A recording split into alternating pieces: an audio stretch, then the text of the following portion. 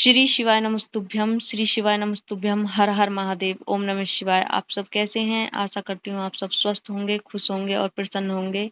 और आपका एक बार फिर से स्वागत है मेरे यूट्यूब चैनल में। और मेरी यूट्यूब फैमिली हमेशा खुश रहे, भोले बाबा की कृपा इन पर बनी रहे और हमेशा खुश रहे। तो आज की वीडियो में हम लेकर आए हैं कि हम शिवलिंग पर बहुत सारी चीजें चढ़ाते। कुछ चीजें ऐसी हैं जिन्हें चढ़ाने से हमें क्या प्राप्त होता है, वो मैं आपको बताऊंगी। शिव महापुराण के द्वारा बताया गया है कि जैसे कि हम डेली मंदिर जाते हैं, जल चढ़ाते हैं, फूल चढ़ाते हैं, बहुत सारी चीजें चढ़ाते हैं। उनमें से कुछ चीजें ऐसी हैं जिन्हें हम चढ़ाने से हमें हमें क्या प्राप्त होता है, मैं ये चीज आपको बताती हूँ, क्या फल प्राप्त होता है। तो शिवलिंग पर हम कई बार जाते हैं, हमारे शिव महापुराण में भी बताया गया है। प्रदीप मिश्रा जी महाराज भी हमारे कथा पीठ से बताते रहते हैं कि हमें क्या कब चढ़ाना चाहिए। तो शिवलिंग पर जब हम तिल चढ़ाते हैं तो हमारे जाने अनजाने में किए गए पापों को नाश होता है और नष्ट हो जाते हैं। तो शिवलिंग पर तिल हम इसलिए चढ़ाते हैं। तो दूसरी चीज है, जैसे कि हम शिवलिंग पर चावल चढ़ाते हैं।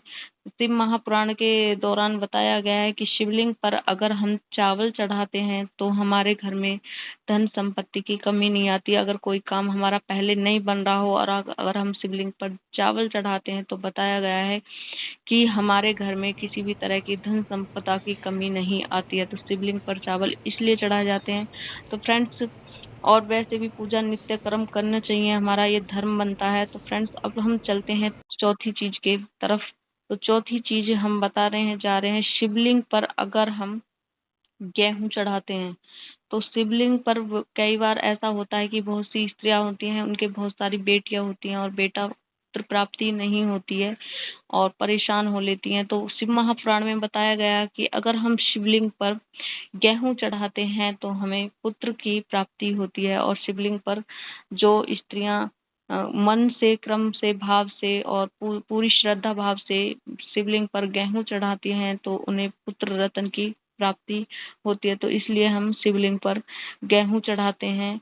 और तीसरी चीज है, जब हम शिवलिंग पर जल चढ़ाते हैं, शिवलिंग पर हम हमेशा जल चढ़ाते हैं। सबसे पहले वो चीजें तो पहले नहीं चढ़ाते थे, अब पहले तो हम जल ही चढ़ाते। तो शिवलिंग पर जब हम जल चढ़ाते हैं तो कहते हैं कि घर के किसी भी सदस्य को घर में तेज बुखार की शिकायत नहीं होती है। बहुत ही ज्यादा तेज बुखार नहीं होता है शिवलिंग पर। अगर हम श्रद्धा भक्ति भाव से, बहुत ही श्रद्धा से शिवलिंग पर जल चढ़ाते हैं तो हमें तेज बुखार की शिकायत नहीं होती है।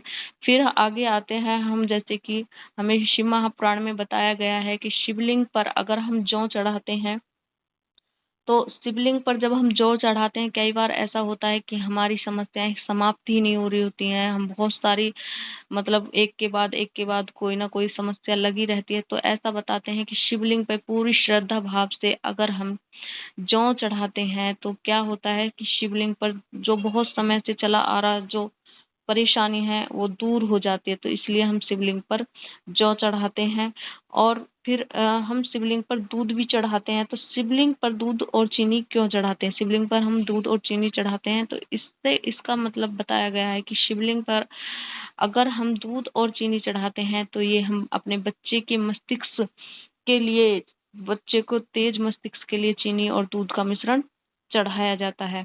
तो इससे क्या होता है, बच्चे का मस्तिष्क धीरे धीरे शार्प होता चला जाता है, तेज होता चला जाता है। फिर हम चढ़ाते हैं, जैसे कि बताया गया है शिव महापुराण में, गन्ने का रस। शिवलिंग पर अगर हम गन्ने का रस चढ़ाते हैं तो उससे हमें क्या फल प्राप्त होता है? तो शिवलिंग पर हम गन्ने का जब रस चढ़ाते हैं तो हमारे जो संसार में, देखो, संसार में रहते हुए हमें हर सुख की इच्छा होती है, तो हर अच्छे सुख की प्राप्ति होती है। तो शिवलिंग पर अगर हम गन्ने का रस चढ़ाते हैं तो हमें संसारिक सुखों की प्राप्ति होती है। और संसार में रहते हुए देखो, सुख होना बहुत जरूरी है, क्योंकि दुख का तो एक पल काटना भी भारी होता है। तो फ्रेंड्स, कैसी लगी ये वीडियो? और अगर अच्छी लगी तो लाइक कर लेना, शेयर कर लेना, सब्सक्राइब कर लेना मेरे चैनल को। और जय श्री राम।